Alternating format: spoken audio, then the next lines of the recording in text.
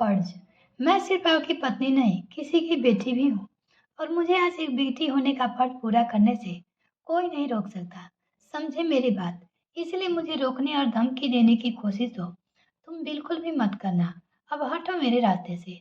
रिधिमा ने अपने पति अनिकेत से कहा और घर से निकलकर सीधा एयरपोर्ट पहुंच गई। इधर अनिकेत रिधिमा को जाता हुआ देख चुपचाप खड़ा ही रह गया, क्योंकि शादी के बाद इन 5 सालों में उसने पहली बार रिधिमा का ये विकराल रूप देखा था। दरअसल रिधिमा अपने माता पिता को लगातार किए जा रही थी, लेकिन उसका फोन नहीं उठ रहा था। रिधिमा की माँ का फोन स्विच ऑफ और पिता का फोन लगातार व्यस्त आने से रिधिमा का मन किसी अनहोनी की आशंका में डर रहा था। आज ऑफिस में किसी काम में उसका मन नहीं लग रहा था। फिर उसने थक कर ऑफिस के लंच ब्रेक में उसने अपनी मम्मी की पड़ोसी आंटी को फोन लगाया, लेकिन उनका भी फोन नहीं उठ रहा था। लेकिन फिर भी थोड़ी देर के बाद उसके फोन पर घंटी बजी। उठाकर देखा तो फोन आंटी का था। उसने तुरंत फोन उठाया और कहा, हेलो आंटी, नमस्ते, कैसी हैं आप और घर में सब कैसे हैं? आंटी ने कहा, सब ठीक है बेटा, तू कैसी है और घर में सब कैसे हैं? अभी आई तो देखा तेरा फोन आया हुआ था। रिजवा ने घबराहट से कहा, हाँ मैंने ही तो फोन किया था, यहाँ तो सब ठीक है और मम्मी पापा का फोन नहीं लग उठा रहे हैं। क्या हुआ, सब ठीक तो है ना? आप तो को तो पता है कुछ लोग कहीं गए तो नहीं?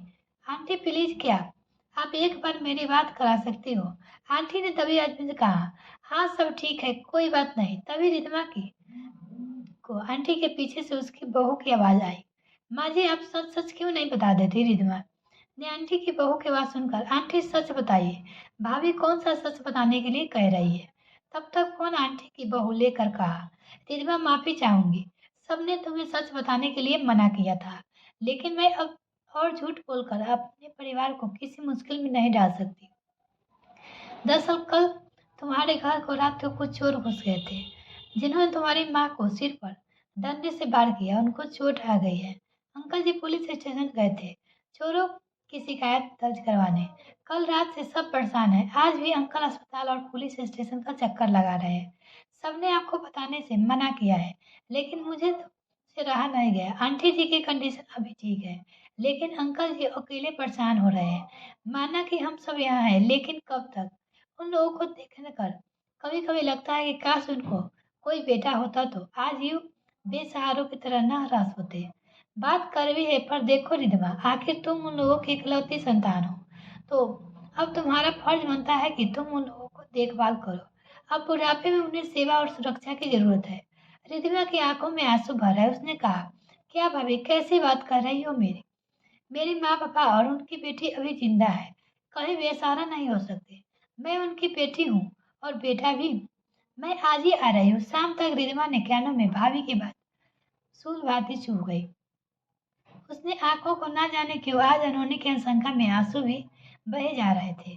रिधमा ऑफिस से अर्जेंट छुट्टी लेकर घर के लिए निकल गई। रास्ते में उसके पापा का फोन आया तो रिधमा को बात करके ऐसा जता रहे थे जैसे कुछ सामान्य है, लेकिन तभी रिधमा ने रुधी आवाज से कहा, क्या पापा, आप अपनी बेटी को इतना पराया कर दिया आपने कि मुझे बताना जरूरी नहीं समझा? अगर कल रात आप दोनों को कुछ हो जाता तो मैं खुद को जीवन भर कभी नहीं माफ कर पाती। अच्छा छोड़िए इन बातों को, बताइए माँ कैसी है? अब आप चिंता मत कीजिए, मैं शाम तक पहुंच जाऊंगी। पापा अभी सब कुछ ठीक है बेटा, तू ये सब जानकर खामखा परेशान होती, इसीलिए तुझे नहीं बताया। ठीक है पापा, मिलकर बात करती है। रिधमा अपने माता पिता की इकलौती संतान थी, जिसे बड़ी मित्रता के बाद पाया था।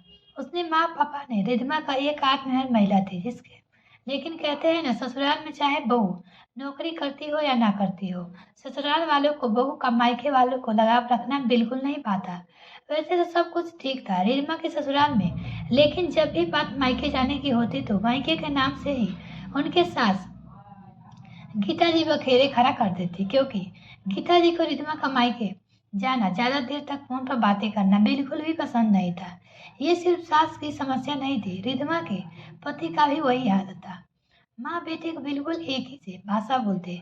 परिवार में सास ससुर रिधमा अपने पति दोनों बेटे के साथ रहती थी। गीता जी बात बात में रिधमा को ताने देते हुए कहती, देख बेटा, हमने तो गलती कर दी इकलौती बेटी से अपनी बहू बनाकर, लेकिन तू भविष्य में ऐसा बिल्कुल मत करना। मैं तो सबके यही कहती समझाती हूँ कि ऐसी बहू सिर्फ माता पिता की सगी हो पाती, क्योंकि उनका सारा ध्यान अपने मायके पर हो जाता। इकलौती बहू होने के कारण ये जुल्म कुछ ज्यादा ही उस पर होते। अपने पापा से बात करके रिधवा ने फोन रखा और घर आई तो देखा कि अनिकेत भी घर पर ही है। अनिकेत को घर पर देख कर रिधवा ने कहा, अच्छा हुआ अनिकेत तुम ऑफिस से जल्दी आ गए। माँ जी, मैं आज मायके जा रही हूँ और सोच रही हूँ कि माँ पापा को साथ लेकर आ जाऊंगा इस बार। गीता जी ने कहा, ये क्या नया नाटक है? तुम्हारे माता पिता का बहू कोई जरूरत नहीं है कहीं जाने की, समझी? वो हमारे साथ मेरे घर में नहीं रह सकते।